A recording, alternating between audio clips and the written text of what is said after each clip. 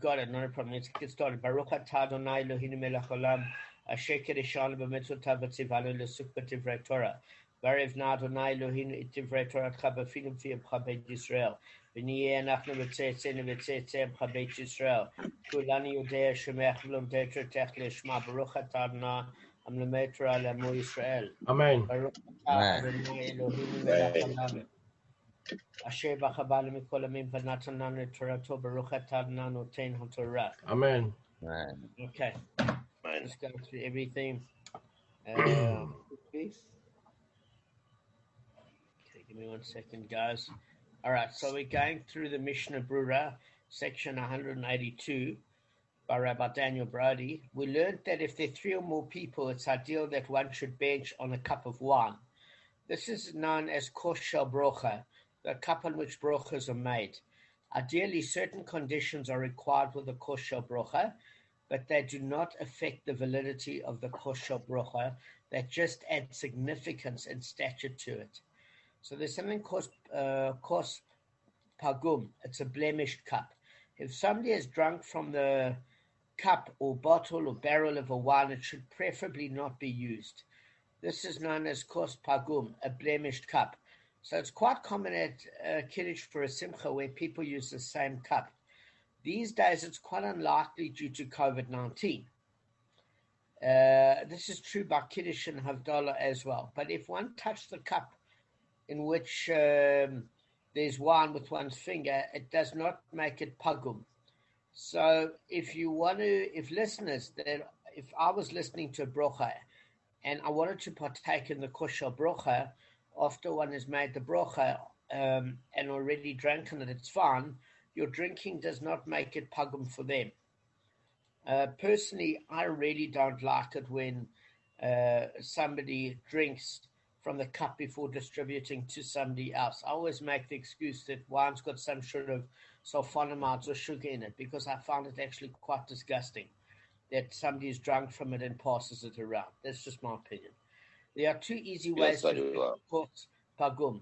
Pour some wine or water into it. If there's still a rivi'i in it, pour the wine into it. If it is new, smaller cup, that one will be filled at the top, it's less suitable. So as mentioned, one can still make the brocha on a kos pagum. It's just better to get another cup of wine or fix it when one can. Okay. So let's just get started quickly. Just as a matter of interest, Michael, did you?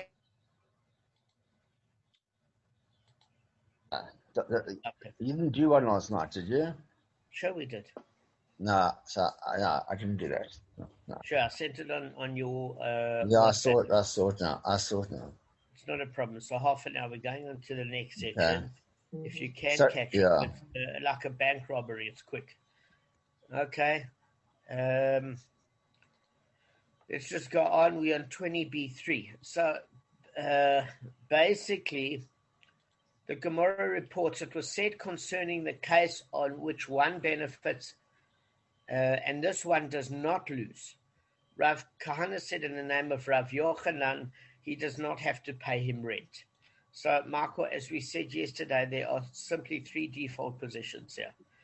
You have a case where one party wins and one party loses. It doesn't matter which party wins and loses, whichever way you switch it around. There's a winner and a loser. Yeah. Then you have a case, so if somebody is losing and one person wins, there is a problem there because you have to compensate the person that's lost. Right. Where you have a case where both people benefit, it goes without saying that there's an obligation to pay. But where you have both people that lose, those are your 3 different cases of scenarios. And we've been through this stuff in different scenarios of renters and damages and collateral and getting some sort of a sense. Okay. How does this all come up? Well, Kevin will tell you is that there's a line in Mishnah in 19b3 that said, if one's animal has benefited, he has to pay. So this is the source that's used in Bava Metzia and Bava Basra. Right. They use this source in Bava Kamma to prove that if one party benefits, there still has to be a payment due, but in certain circumstances. Gav, are you there, bud? am, yeah. Sorry, I'm just moving around, but don't worry, I am, yeah. No problem. All right, so let's get started. So it was said concerning the case in which this one benefits and this one does not lose. Rav Kahana says in the name of Rav Yochanan, he doesn't have to pay him rent. Rav Abahu said in the name of Yochanan, he must pay him rent. So obviously Rav Kahana and Rav Abayu have two different interpretations of Rav Yochanan. So we need to get to the bottom of it. Rav Papa said concerning the dispute, Rav Yochanan's view, as it appears in this report of Rav Abayu, was not said explicitly, but was rather derived from inference. So we've learned in a Mishnah, I just want to tell you, it's actually in a Mishnah in Me'ilah, 19b to 28. So I don't know if you guys remember what property. The reason why we say the inadvertent misappropriation is that it can be performed in one of two ways. Performing an act of acquisition to a property that legally removes it from Hektesh's domain. So when we say something is Hekdesh, we say it's consecrated. And if you perform a legal act of acquisition, it gets transferred from Hekdesh, temple property, to personal property. Okay. So that's one case. The second case is by deriving a pruta's worth of benefit from property. Okay, so this is in Bava Kamma 99b. Now, what we're talking about here is obviously not purposeful in the sense that it is disrespectful. Sometimes it's just either mogginess or in other words, if there is an act where it's a public desecration, you could lose your life over such a thing. We're talking about a case where people get muddled and get panicky and do stupid things, but certainly not on purpose. So although another person who would do so would commit Me'ilah, so all right, so what we're saying is here is when we learned in this Mishnah in Me'ilah, there's a guy called a temple treasurer. Now, the temple treasurer is somebody that's looking after the shul. And in many cases in those days, they built a property on their particular shul. So if the temple treasurer took a stone or a beam belonging to the temple treasury in order to appropriate it for personal use. So, for example, you had the custodian of the temple, and he lived like next to the property. So he took it for personal use. There might have been a beam on the top, etc. He hasn't committed Me'ilah simply by lifting it. So let me just tell you what this Me'ilah is by lifting it. There's something called a Shur Hagba. I don't know if you've ever heard of Hagba. No. Of course. Exactly. So Hagba is when you lift it up. Now that is actually an act of acquisition. So we learned earlier on, if you have to take over on a property movables, there was an act where you elevated the animal or you lifted the animal up or you grabbed its horns. So some act of hagba is an act of physical acquisition. So whenever you make an act of physical acquisition to grab an object, it can transfer from one owner to another. So generally, if you take a lay person and that lay person grabs an object that belongs to temple treasury, not to use it in, what do you call it, and grabs it, he has now transferred ownership from Hekdesh to himself, and that is an act of Me'ilah, because Me'ilah is using consecrated objects for mundane or secular use. I don't have the key. I can't hear you. I can't hear you, Gav. Gav, I can't hear you. All right, I'm going to mute everybody. I can't hear you. All right, Kev, I'll see you later. Thanks for joining, but I know you have a client. Cheers. I'll send you the link. All right, just one thing before you go, guys. We'd like to thank Kevin so much for accommodating us for an earlier time. We all been in the morning. I really appreciate it. And please extend my apologies for all the backwards and forwarding from me. I'm sorry. No problem. Yeah, James, All right. I'm having a bit of unstable internet connection. It's going in and out. It seems Okay. to be okay, but I'm doing my best. All right. So what's the story? Are you battling? No, it keeps dropping my line, but it seems to be coming back immediately, like a half a second later. I'm not losing it, just having headaches. All right. I don't know where Gavin's gone. I'm not sure. Okay. All right. So let's. No, I am here. I've got a delivery. I'm busy sorting it out, but I'm trying to listen as much as I can. No, that's okay. This is this. All right. Let me just get on with it. All these distractions. Damon, you must Carry on. be There's the nothing most I can do. Damon must Okay. be the most accommodating teacher who ever taught Torah. You're so man. I love my friends to bits. So so I just love to see all of you. So all right. So listen, the person that works for the temple he's a temple treasurer. So he doesn't create an act of Me'ilah by lifting up the object, okay? Because it's actually, guys, I'm going to actually mute everybody because I'm just hearing Gavin screeching in the background and everybody else. Oh, I don't know what it is. I can hear screeching. All right, I'm going to try again. Okay, can you hear me now? Arthur, the mute button isn't working. I'm just hearing huge banging in the background. All right, let me go on. All right, let me try. Take 59. There's a temple treasurer. So if he takes a beam or a stone belonging to the temple for personal use, he hasn't committed Me'ilah just by simply lifting it with the act of Hagba. Why? Because he's technically allowed to use it on his property because his custodian. So by lifting it up, it doesn't transfer ownership. The only way that he can commit Me'ilah is if he gives it to a friend, in other words, transfers it over, and then he committed Me'ilah because he's taken it from holy purpose, Hekdesh, to mundane, but his friend has not committed Me'ilah. Again, why? Because his friend has taken it from one friend to another, or one fellow to another. So his friend is not accused of Me'ilah, he is. And in that particular case, the only other way he can commit Me'ilah is if he takes a beam from the temple property and changes it. In other words, he starts drilling holes in it and ties it and hammers it down. Therefore, by changing its construction, he's committed Me'ilah in Hekdesh by using it on personal use.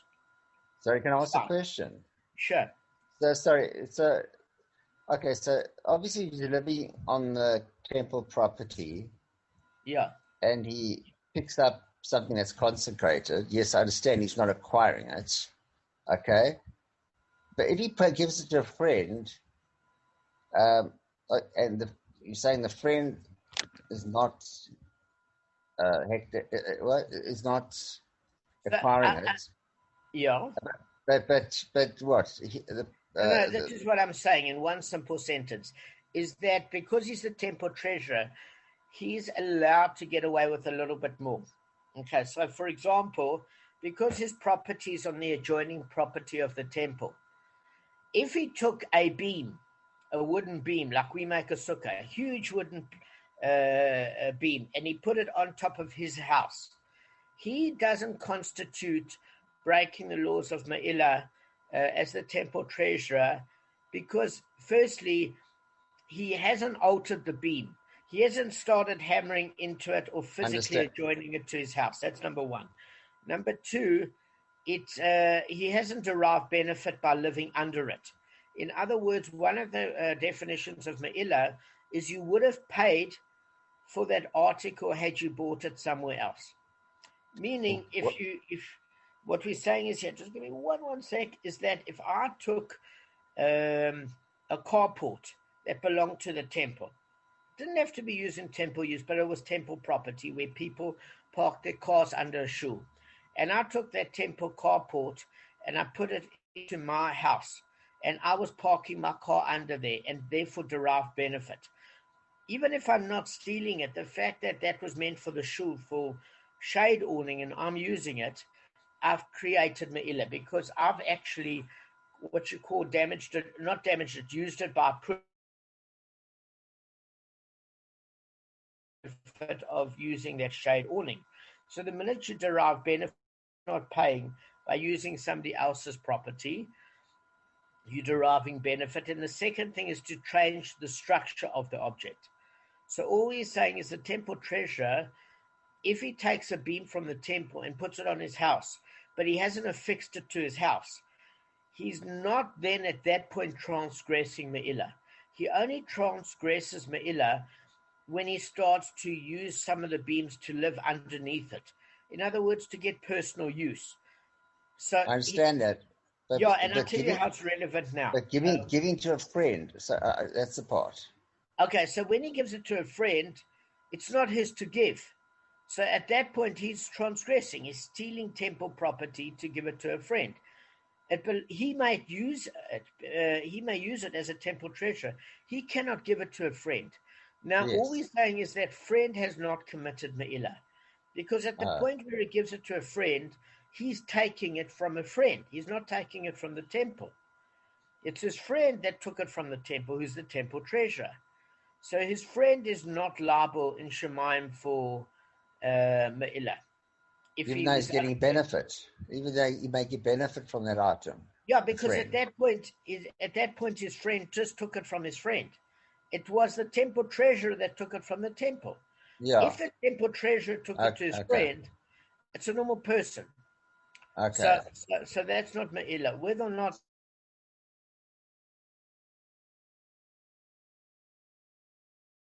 the bottom line, Shmuel said, providing that he merely placed it on top of an opening in his roof, not to close it up, and he didn't affix it to his structure, it's not committing me'ilah. And Rav Abayu, once seated before Rav Yochanan, reported in the name of Shmuel. The Mishnah says, in effect, that one who lives in the yard of his fellow without the latter's knowledge must pay him rent. So what it's saying is here, it's using this as a comparative case, that if I was staying at Gavin's cottage without his permission while Gavin was overseas, I'm deriving benefit even without Gavin's knowledge.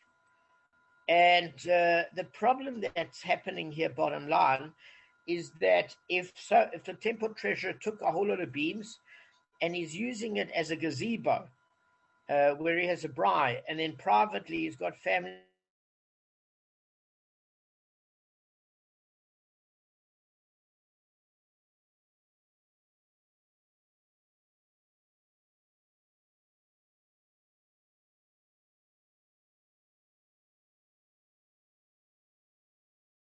derived that benefit, at that point he's considered having done me'ilah. And the reason it's put through is this was a case that was saying it's without the latter's knowledge. In other words, it's saying it's the temple's knowledge that he's using it for his private use. And what's saying here is that Rav Yochanan did not respond to Rav Abayu's observation, reported Shmuel's observation. What he's saying is as follows. Him not acknowledging it was not in essence agreement. It was in essence that he ignored it, because there's a fundamental difference here. Okay. Rabbi said benefiting from the temple treasury without its knowledge, I'm just going to fly through, is like benefiting from an ordinary person without that person's knowledge. So let's just get to the bottom line. You can't use this analogy. Hashem knows everything. Gavin wouldn't know if he's overseas if I'm crashing at his house without his permission. So it's saying that this case isn't a valid case of the temple treasurer using temple property without the owner's permission, because Hashem knows everything. So the case was dismissed because it's not a case of Hashem is a sentient being. In other words, Hashem knows everything. Gavin is a human being that might not be aware.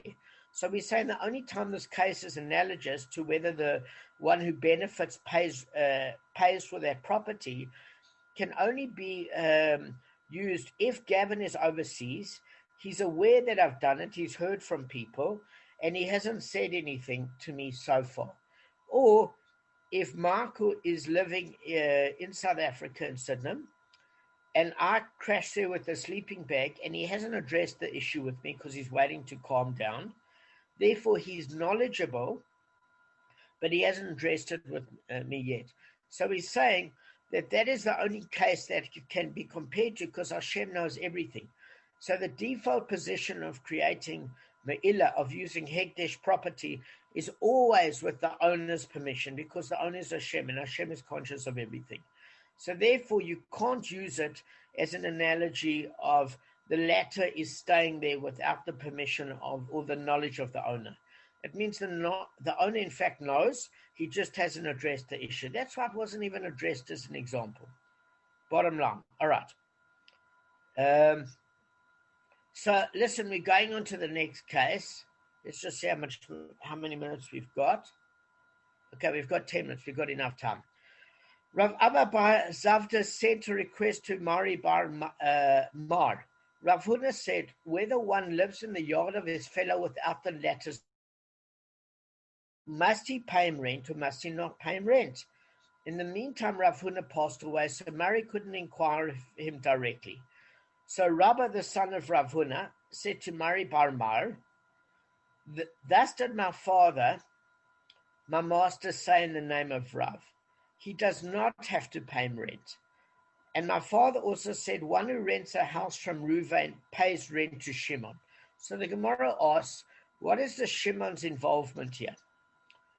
This is what it means. Okay, so it means, say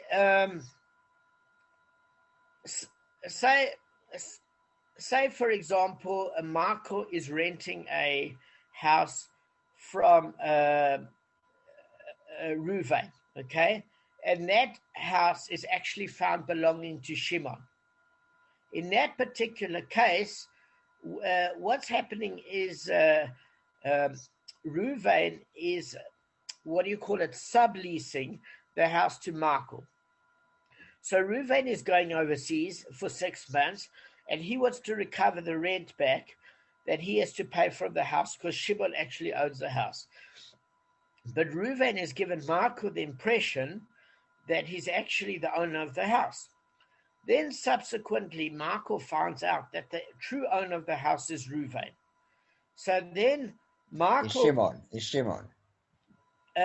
Shimon. So therefore, Marco pays Shimon directly, doesn't pay Reuven. Okay, so what we find here is in that case, this is an example where Shimon was unaware. Why? Because he didn't know Reuven, who was leasing from him, is suddenly releasing it to Marco. So the original owner is paid. So this is an example of where the original owner is unaware. And here we're finding an example of where he must be paid. And this Who must be paid? The original owner of the house. So let's not use an example of Shimon and Reuven. Let's use the example of the homeowner and the tenant. I'd prefer to use these examples than in the Gemara says, what is Shimon's involvement here, etc. Sorry, can I ask a question? Sorry, Damon. Sure. Sorry. But if Shimon is still getting his rent from Reuven, and it makes no difference at the end of the day. In other words, he's not losing out, his position is unaltered. Why? There are two reasons for it. Okay. Now, this is by Rav Huna. There's two possible reasons for it. All right. What happens is, let's just use a better example. I've got an arrangement with Marco. Marco owns a house in Sydney. Marco goes overseas, and I'm paying rent to Marco every month. So Marco's saying, what's the difference as long as he's getting rent from me? If I decide to go down to my father in Mamson Koti for a few months and subcontract the house to Gavin, Mark was asking what in fact is the difference. Well, there are two problems here. The first problem that's addressed in this Gemara by Rav Huna is that it's possible that Gavin is paying less rent from me than he is paying directly to, than he would be paying directly to Michael. So the halacha is, I must be cut out of the middleman picture, and Michael must be paid the full rent directly. There shouldn't be a concept of subleasing without the permission of the owner, because Michael would not be happy with me using his house and subleasing without his permission, without his consent. So that, for example, is a big legal problem. Second thing of it is, if I'm saying that Gavin can't afford to pay the full rent that I'm obligated to pay Mark,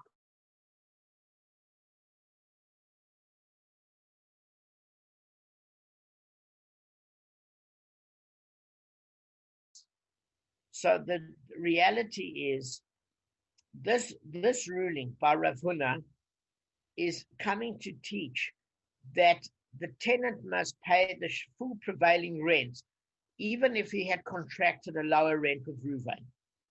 And we don't accept the tenant's claim that he would have not have taken occupancy if he knew it would cost him so much. So what we're trying to prevent is two things here. Is that there's subleasing done without the owner's permission, and that the person that's acting as a middle agent is actually making profit. Why? Because at the end of the day, it's not fair to the owner, because if the premises is damaged, there might be a whole dispute, in fact, who damaged it, and I don't think anybody would be happy with an arrangement where you entrusted something to me and trusted me, and then I entrusted your precious home to somebody else without your permission. So in that particular case, the Gemara is warning you and saying that should you act as the middleman, you won't derive any benefit. That rent must go the minute that the lesser of the middle party is aware there's an owner. He has to pay the rent directly to the owner himself and come clean. So therefore we learn that the person that derives the benefit needs to pay rent to the original owner, because he stands to lose. How does he stand to lose? He wouldn't have been happy with the arrangement, and he's not getting his full rent necessarily. Or he certainly is not getting his place looked after in the same sort of context as the original trust that he gave when he vetted the tenant. Does that make sense? Yeah. Thanks. So, and legally today you can't. There are many, many clauses. I remember when we rented the premises in Weinberg, when I got a subtenant, because I said, listen, we can't afford to keep all the space in Weinberg, and we found a subtenant, I actually spoke to the landlord, and the landlord said, well, I'm not happy. You must rent the whole place. I said to him, this is what's going to happen, is that you expected me to pay 25 grand worth of rent, and I'm only using 10 grand worth of the place. I'm not going to pay anything because there's no affordability. I'm not trying to get clever. So I need your permission, because I don't want to do it behind your back, and I want you to sign it within the lease. And if you really have got no empathy, there's just going to be enough money, not enough money to pay you. So you can be funny like that and stick to your agreement, and you're going to have an empty place, and good luck. So he thought about it, and he came back and he said, fine, but I want to meet the person that you're renting to. I said, that's fine. And then I was open enough to say to the person that, look, you subletting a certain area. This is what I'm paying per square meter. You're paying the same amount per square meter as I am, but you would not have gotten that directly from the landlord, because it meant you would have had to have taken the entire premises. So you're taking a very small part of the premises for the same low square meter rate, and everybody then is happy and aware of the arrangement. So it means one must come clean. So the Gemara asks, what's the difference here? What is the owner's involvement? This is what it means. If a house is found to have an owner, they pay him rent. And the Gemara asks, it seems that there are two conflicting rules.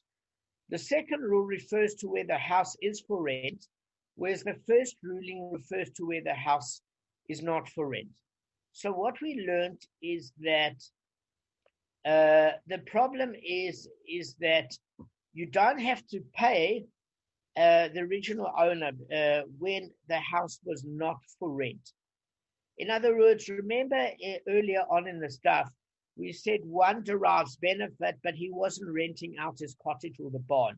So he wasn't standing to lose. But in this particular case, Michael owns the property. I'm subletting from Michael, and then I decide to lease what I'm subletting to Gavin. Gavin finds out that Michael's the original owner. Therefore, Michael has to get the rent, not me. And this is my problem. And he has to get it directly from Gavin because I'm not allowed to sublet. But the case, in that particular case, Michael's intent is to rent. What's the proof that Michael's intent is to rent? Because he's rented to me. What's the proof that Gavin had intention to pay for rent or intention to get benefit? Because he was prepared to pay for me, to me, because he thought I was the house owner for the rent. Now, contrast that with the beginning where we said there's a guy that would have slept under a bridge or a guy that would have rocked up at some other place and not been prepared to pay rent. In that case, the person would not have been prepared to pay rent, and Michael is not renting his place. It's a barn or it's a spare office. In that case, you don't have to pay rent because Michael's intention was not to rent, nor was it Gavin's intention to pay the rent because he would have crashed at a friend at no cost. So in that case, it's very different. Michael had no intention to rent his office out. He just found Gavin there one day. We found Damon there one day with his sleeping bag, but Damon would crash at somebody else then. So therefore, Damon wasn't prepared to pay for the benefit of the rent, and Michael wasn't officially renting out. Then I don't have to pay. That's according to Rav Huna. In this particular case, I would have to pay because Michael is clearly renting it out to me. Therefore, Michael would stand to lose revenue if he was not getting it paid. And Gavin, by paying me the money, because now I subletted it to Gavin, because I never told Gavin, because I was naughty, that Michael's the owner of the house. Therefore, it proves that because Gavin was prepared to rent from me, he sees a value in renting because he rented from me. And therefore, since he does benefit, he would pay Michael directly because he is a tenant that almost like built the fourth wall, that acknowledges that he approves of the premises by being willing to rent. So that's why we're contrasting the two cases. Okay. Good. Guys, we're going to